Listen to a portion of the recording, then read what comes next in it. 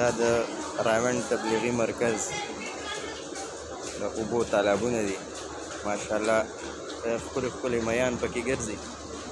او د دې په غاړه باندې خلک چارهدام کوي یو دغه دی یو دې طرف ته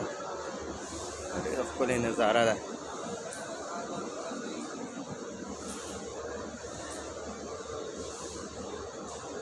تازه اوبه یې پکې هر وخت دننه مشینان په دې کې لګېدلي او دې طرف ته پکې دې سایډونو ته پکې د ناستې ځای دی خلک پکې چارهدامونه کوي